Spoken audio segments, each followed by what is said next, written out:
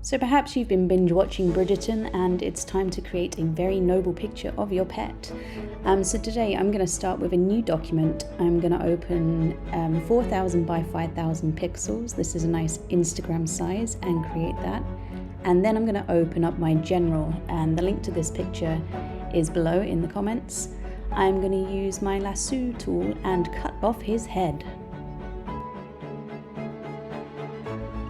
This doesn't need to be done very neatly, so don't spend too much time trying to make it perfect. Just go roughly around his head and then go to Edit and Content Aware Fill. This is Photoshop's AI, and it's going to replace his head with what it thinks is the background. If yours looks good, hit OK. You might need to redraw what you want. And then what I'm going to do is I'm going to unlock that background layer, and then I'm going to hold down Shift to select both layers, right click and create a smart object. That flattens those two layers so that they are now together. Then I'm going to use my move tool. If I just hit V on the keyboard and drag him into the other tab, and I can close the other one, I don't need to save it. I'm going to resize it using Command T or Control T until it takes up the whole canvas, and hit enter once I've got it the right size. I'm then going to open up my Corgi, who should also be in the links down below, and again I'm going to use the lasso tool to cut off his head. Again, that doesn't need to be perfectly neat. Once you've got it selected, I'm going to press Ctrl or Command C, open my new tab, and then Ctrl or Command V to paste it in there. Then I'm going to use my Object Select tool. Again, Photoshop's AI is going to guess the head, and I just clicked Mask down there to get rid of the white background.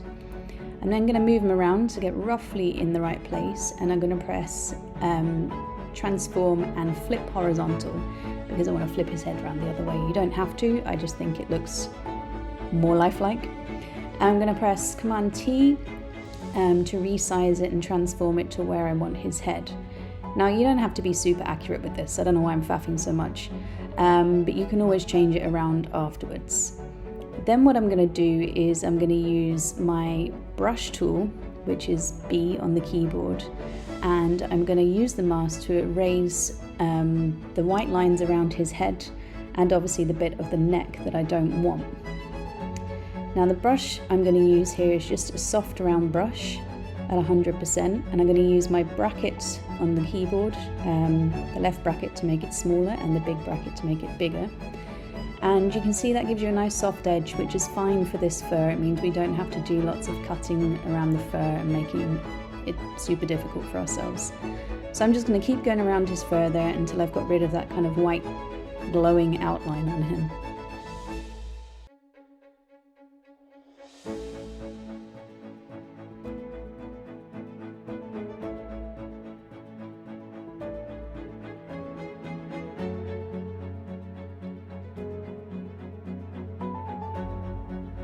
Once you've finished cutting him out, you can resize him again, pressing Command or Control T to get the head where you want it to be.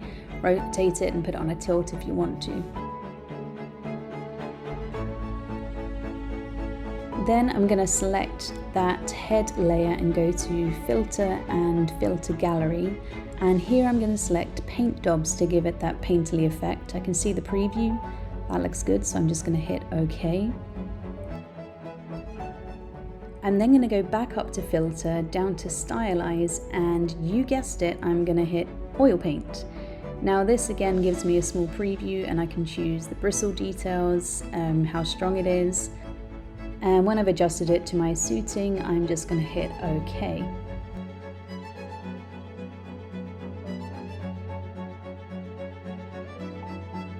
Now I'm going to select all of my layers holding down Shift, and I'm going to hit Control, Option, Shift and E all at the same time to create one whole copy of all of those layers right at the top of my layers. And now I'm going to go back up to Filters, and I'm going to go to the Camera Raw filter, and here you can play around with a tremendous amount of settings. What I'm going to do is I'm just going to put the temperature up to give it that kind of faded brownish sepia colour.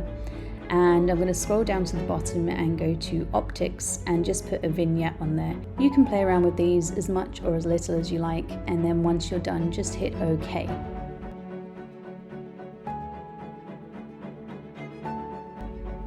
Now I've put a link to this file in the documents as well. This is from Envato Elements, so you do have to pay for it. There are other solutions if you don't want to pay for it. I'll go through those in a second. But what you want to do is choose the frame that you want, and where it says place object here, double click to open that. Drag in your final image into that tab and then resize it as to where you think it's going to be. Once you've put it where you want to, click enter to commit to your changes, and then close that document. It will ask if you want to save it. You just want to say yes, save it. And then if you go back to that image, you can see that the Corgi is now in your frame. If he's not quite where you want him to be, you can just open up that smart object again and keep resizing it until you're happy with where the head sits. And of course, just close and save that every time, and you will see the changes in your bigger document. Then what I'm going to do is, I'm finding the background pretty boring, so I'm going to scroll down to the bottom, and you can see earlier I added my own wallpaper to brighten it up a little bit. If you don't have this document from Envato Elements, all you need to do is to find a frame picture on the internet of any frame that you want to. You can cut out the middle and replace it with your favorite pet portrait.